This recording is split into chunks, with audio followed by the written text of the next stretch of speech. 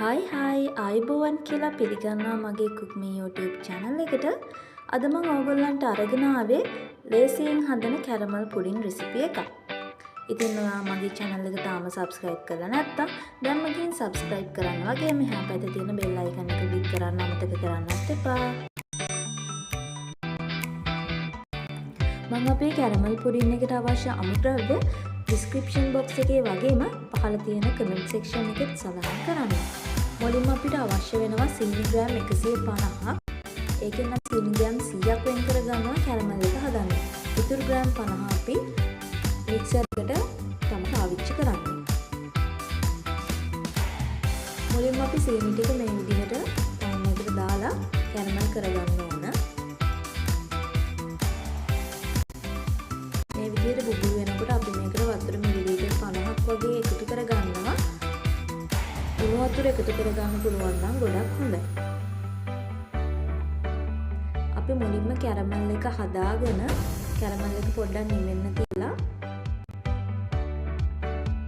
අපි ඒක අපේ පුඩින් එක හදන භාජනයට දාගෙන හොඳින් තවර ගන්නයි ඕන.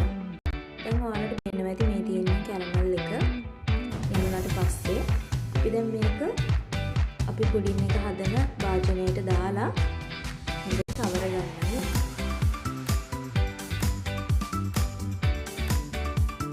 මම පොඩි පුඩින් එකක් හදන නිසා බිත්තර 3යි පාවිච්චි කරන්නේ.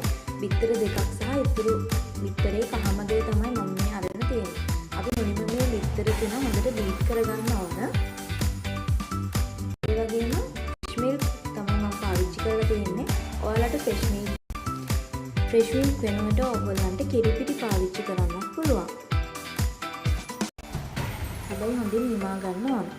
අපි මුලින්ම මේකට ෆ්‍රෙෂ් මිල්ක් මම මේ මිලිලීටර් 500 බෝතලයක් අරන් තියෙන්නේ. මම මේකේ මිලිලීටර් 250යි අපේ කැරමල් පුඩින් එකට යොදා ගන්නෙ.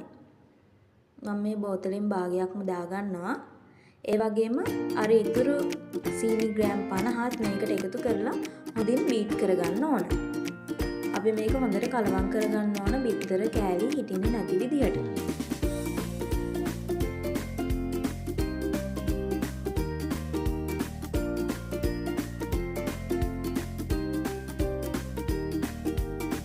මේ විදිහට හොඳට බීට් කරගන්න ඕන. ඔයාලට බීටර් එකක් වුණත් පාවිච්චි කරන්න පුළුවන්. නැත්නම් ඔයාලට මේ මිශ්‍රණය බ්ලෙන්ඩ් කරගන්නත් පුළුවන්.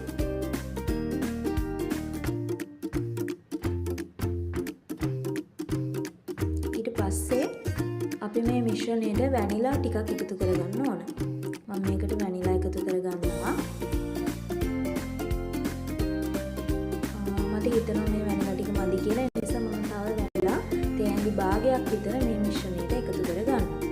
ඊට පස්සේ නැවතත් හොඳින් කලවම් කරගන්න ඕන. ඊට පස්සේ අපි අර කැරමල් මෙන්න තියලා මේ කැරමල් එක තියෙන්නේ.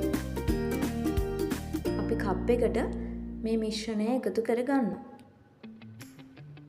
කැරමල් ටික හොඳට භාජනයේ වටේ ගා ගන්න ඕන. ඊට පස්සේ තමයි අපි මේ මික්සර් එක එකතු කරගන්නේ. ඊට පස්සේ ඔයගොල්ලන්ට මේක විනාඩි 30ක් විතර හුමාලෙන් තම්බ ගන්න පුළුවන්. මම මේක ස්ටීමර් එකේ තමයි තම්බ ගන්නේ, රයිස් කුකර් එකේ.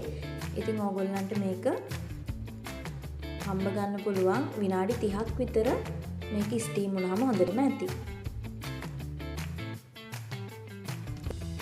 ඉතින් ඕගොල්ලෝ මේ කැරමල් පුඩින් භාජනය හොඳට කවර් කරලා ස්ටීම් කරගන්න. මම මෙතන ඇලුමිනියම් ෆොයිල් එකකින් මේක කවර් කරලා විනාඩි 30ක් විතර හොඳට ස්ටීම් කරගන්න. මේ තියෙන ස්ටීම් කරගත්තට පස්සේ අපේ කැරමල් පුඩින් එක ටිකක් නිවෙන්න තියලා ඊට පස්සේ අපි මේ වටේට මේ විදිහට බුරුල් කරගන්නවා පුඩින් එක. නැත්තම් මේක අනිත් පැත්ත හරවනකොට කැඩෙන්න බලනවා.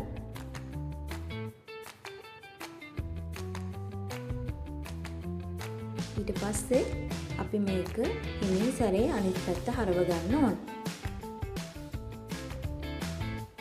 දැන් අපි බලමු කොහොමද අපේ කැරමල් පුඩින් එක ඇවිත් තියෙන්නේ කියලා. එන්න මේ විදිහට තමයි කැරමල් පුඩින් එක ඇවිත් තියෙන්නේ. ඉතින් ඔයාලට පේනවා කැරමල් ටික උඩින් තියෙනවා. ඉතින් අමුද්‍රව්‍ය 3ක් වගේ පාවිච්චි කරලා ඉතා අඩු වියදමකින් ඔයාලටත් මේ වගේ රස කැරමල් පුඩින් එකක් ගෙදරදිම හදාගන්න පුළුවන්.